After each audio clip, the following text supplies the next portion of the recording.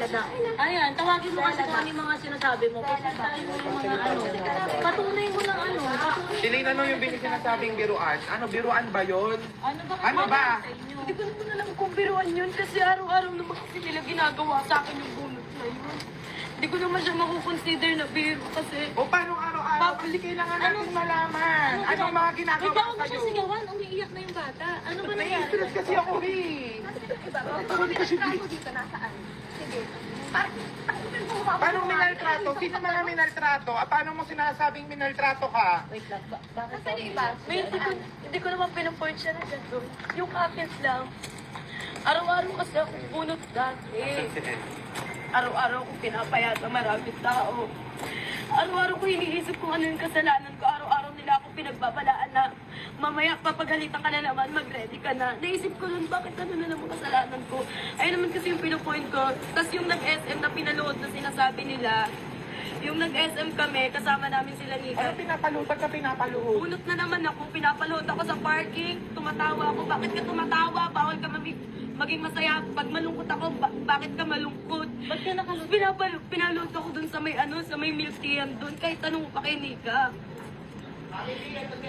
Nasaan yung iba? Nasaan yung ibang mga minaltrato? May mga nagsusumbong Dati ba yan? Akala ko biro. Andito ba yung mga babae?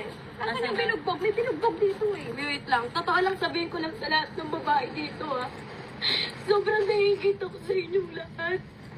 Kasi pumasok kayo dito. Sobrang swerte ninyo. Pinag-aaral kayo ni Sir. Lahat binibigay sa inyo. Sobrang swerte ninyo. Hindi nyo napagdaan na lahat ng mga napagdaanan ko. Na araw-araw may iisipin kung bakit. Pero ginagawa mo yun kasi para sa pangarap mo. Para sa pamilya mo. Tinis mo lahat. Sobrang swerte ninyo. Kaya hindi nyo ako masisisi kung bakit minsan nainis ako sa inyo pag ang aarte nyo mag-vlog. Kasi ang babait ng mga hunter ninyo. Buti na nga lang hinawakan ako nun ni Mami P yung unang contest namin kasi nagalit siya nun sa akin. Buti na lang binitawan ako. Buti na lang hinawakan ako nun ni Mami P kasi wala talagang pumipili sa akin yung pageant. Si Ate Riri sobrang dami niyang hawakan. Pinapamukha niya pa nun sa akin. May hawak sa'yo. O kawa ka naman walang hawak sa'yo. Buti na si Mami P.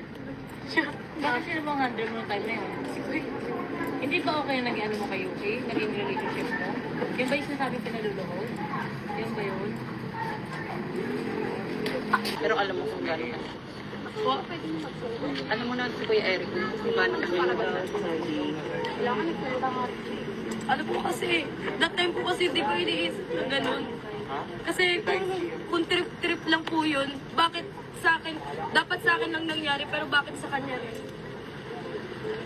Anong sabi for you, Sheree? Araw tayo nag-uusap. Huwag niyong anuhin. Nag-i-explain niya. Bakit ka sabi for you? Hindi, kasi ano, i-explain. Ayaw Ito na nga lang usap para mahinahon eh.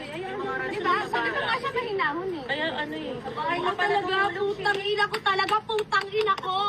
Kasi lahat yun tinago ko, ang hirap makipagplastikan sa inyong lahat. Ang hirap sabihin lang na nararamdaman. Alam niyo ang hirap ng office. Mapakati. Maganda si Sir. Nagkakagulo na nila si Manik. May sarili sila. Alam mo, bigyan na lang natin ng time. Huwag mo nang hanapin yung wala. Sila to. Okay na. Sila dito eh. Nagulat nga ako eh. Hindi. Minamanipula naman nila lahat ng tao dito eh. At minamanipulan nyo kami. Ngayon mukha pa kami masama. walang Kasi bakit Lahat ng pamilya, wala naman kami problema sa inyo. Yung amin lang, yung mga naranasan namin, ayun lang yung amin eh. Tsaka yung akin lang din po, sana po